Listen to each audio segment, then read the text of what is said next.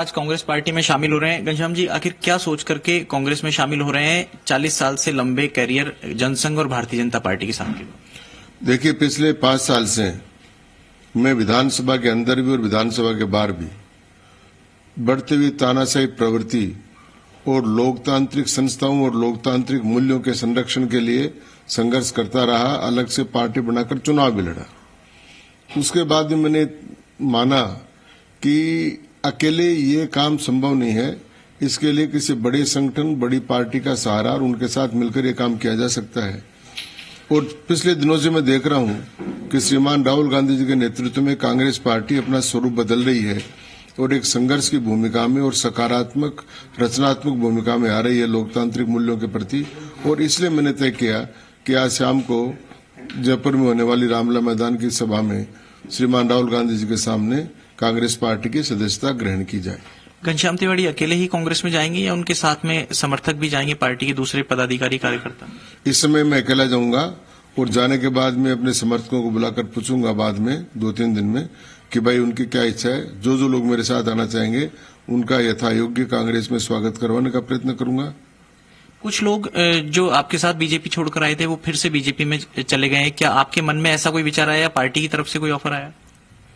अब वो बातें बहुत पुरानी हो गई। लेकिन जनसंघ के नेता के रूप में करियर शुरू करने वाले घनश्याम तिवाड़ी आखिर इतना क्यों विमुख हुए बीजेपी से और पार्टी से?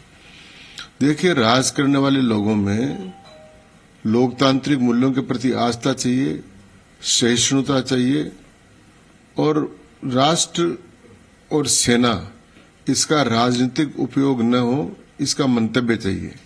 इन सब बातों से जब पलायन हो गया तब मेरा भी मन हुआ कि हमको ऐसी संस्था के साथ जुड़ना चाहिए जो इन सब कामों को करने में सक्षम हो और जो नई घोषणाएं और नया काम जो कांग्रेस लेकर आ रही है वो एक बदले हुए स्वरूप में है और इसलिए हमने तय किया कि हम उसमें शामिल हो जाए। लेकिन घनश्याम तिवाड़ी कभी कहा करते थे कि उनके रोम रोम में आरएसएस बसा हुआ है। क्या वो आरएसएस अब उनके रोम रोम से निकल जाएगा? समय इस बात को बताएगा। समय इस बात को बताएगा आप कह रहे हैं, लेकिन कांग्रेस तो आरएसएस को गलत संगठन बताती है। क्या आरएसएस अब तक गलत काम कर रहा था या अब आपको गलत लगने लग गया? मैं तो अभी इसमें जा ही नहीं रहा हूं। मैं तो लोकतांत्रिक मूल्यों के संरक्षण के लिए कांग्रेस पार्टी के साथ जा रहा हूं और आज शाम को मैं कांग्रेस का मेंबर बन जाऊंगा। क्या और कोई दल ऐसा नहीं है देश में जो लोकतांत्रिक मूल्यों को तरजीह देता है, उसका संरक्षण करता है? राजस्थान में ऐसी कोई दूसरा दल नहीं है। कांग्रेस ने कभी इमरजेंसी लगाई थी, उनके खिलाफ आप जेल में गए थे। आज अघोषित आपातकाल है। अघोषित आपातकाल जिन लोगों ने लगाया है, क्या उनसे आपकी कोई बातचीत कभी तारतम्य उनसे भी बेहतर होता था?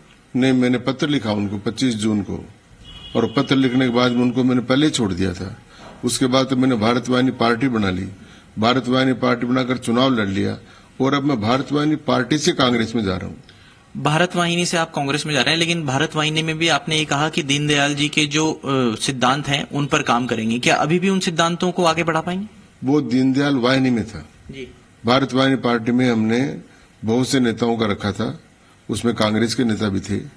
और अब हम जो काम करेंगे वो लोकतांत्रिक संरक्षण के लिए और लोकतांत्रिक मूल्यों के संरक्षण के लिए जो पार्टी आगे बढ़ रही है उनके साथ मिलकर काम करें। दीनदयाल जी के जो सिद्धांत थे, सोच थे, क्या उससे अब घनश्याम तिवाड़ी का किनारा कर लिया गया है? राष्ट्रीय विचारधारा में और भारत के लोकतांत्रिक मूल्यों में जिन जिन महापुरुषों का योगदान है उन सब महापुरुषों को हम स्मरण करेंगे।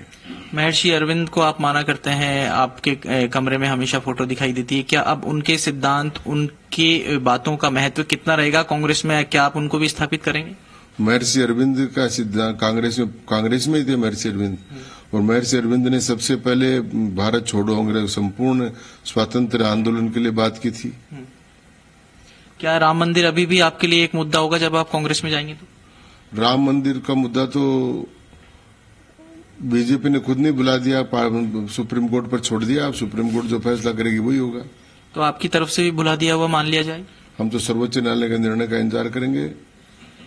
क्या आपको लोकसभा चुनाव को लेकर कोई एश्योरेंस मिला है जयपुर शहर से या अजमेर से, किसी और सीट से? मैं लोकसभा का चुनाव लड़ना ही नहीं चाहता और एश्योरेंस मैंने मांगा नहीं, मैंने कोई बात नहीं की। बिना शर्तों के मैं जा रहा हूं। क्या राज्यसभा की तरफ फिर आपका रुख होगा? मेरा रुख तो केवल जयपुर में रहेगा। भूमिका कैसे बनी दरअसल कांग्रेस में जाने की? अशोक गहलोत और सचिन पायलट की कितनी योगदान रहा, कितना क्रेडिट देंगे? इसमें परिस्थितियों का योगदान है।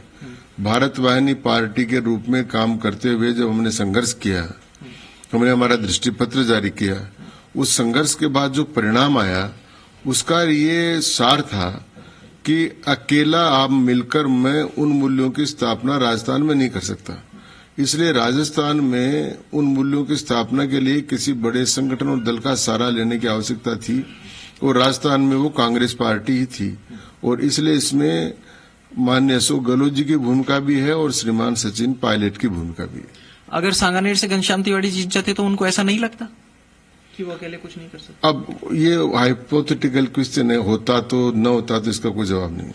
लोकसभा चुनाव में आपकी क्या भूमिका रहेगी? लोकसभा चुनाव में मैं राजस्थान में कांग्रेस पार्टी के समर्थित जितने भी उम्मीदवार होंगे उन सबको जिताने में अहम रोल जितना मैं कर सकता हूं उतना करूंगा। अब तक आप कांग्रेस के खिलाफ रहे, अब कांग्रेस के साथ होंगे, कांग्रेस के लिए प्रचार करेंगे, तो क्या अंदर से मन में कोई आवाज आएगी कि क्या कर रहे हो आप? इसको 5 साल निकल गए तो 5 साल का जो पीरियड होता है वो पर्याप्त होता है। कूलिंग पीरियड पर्याप्त था। राजस्थान में आपका वसुंधरा राजे को लेकर के काफी विरोध रहा और उनको प्रदेश से हटाने के लिए आपने अपनी शिखा तक खुली रखी। क्या माने घनश्याम तिवारी की शिखा कब बंधेगी?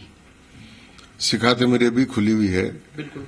और मैं किसी व्यक्ति को नहीं, उस व्यक्ति की प्रवृत्ति को सत्ता से हटाना चाहता था, वो हटाने में मुझे सफलता मिली। उसके अलावा काले कानून के खिलाफ मैंने संघर्ष किया, उसमें मुझे सफलता मिली। मुख्यमंत्रियों को आजीवन सुविधा देने वाले मामले में संघर्ष किया, उसमें मुझे सफलता मिली। स्वर्णों के आरक्षण के लिए मैंने संघर्ष किया, उसमें मुझे सफलता मिली। इसलिए मुझे अपने कार्यों में सफलता मिली, उसका मुझे संतोष है और मेरे राजनीतिक जीवन में मुझे संतोष है। ईश्वर के प्रति मैं धन्यवादित हूं कि उन्होंने मुझे इतनी सारी सफलताएं दी है।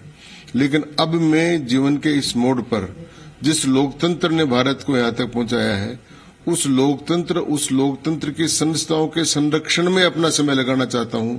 इसलिए मैं कांग्रेस पार्टी का दामन थाम रहा हूं। देश में और अब तक यहाँ के विकास में और संस्कृति को अक्षुण्ण बनाए रखने में कांग्रेस का कितना योगदान है, आरएसएस का कितना योगदान आप मानते हैं? आज के दिन में इन सब बातों पर लंबी चर्चा में नहीं जाना चाहता। अभी मैं कांग्रेस में जाकर काम करूंगा, उसके बाद आप प्रश्न पूछेंगे तो अच्छा लगेगा। तो क्या घनश्याम तिवारी अभी अपने आप को स्वयंसेवक कहेंगे कि जन्म से वो स्वयंसेवक है? मैं अब कांग्रेस का स्वयंसेवक हूँ, सदस्य हूँ। कांग्रेस के सदस्य होंगे तो क्या आप स्वयंसेवक नहीं रहेंगे, जबकि संघ कहता है कि उसकी जो स्वयंसेवक हैं तो वो किसी भी पार्टी में जा सकते हैं, बस उस पार्टी की विचारधारा देश को मजबूत करने वाली हो? वो देश को मजबूत करने का प्रयत्न करेंगे। कांग्रेस में आने के बाद में आपका कोई लक्ष्य आगे भविष्य में? कांग्रेस में आने के बाद में अभी मेरा तात्कालिक लक्ष्य एक ही है कि भारत में होने वाले जो चुनाव हैं उनमें तानाशाही प्रवृत्तियां कम हो, लोकतांत्रिक प्रवृत्ति जागृत हो, लोकतांत्रिक संस्थाओं का संरक्षण हो और लोकतंत्र का संरक्षण हो।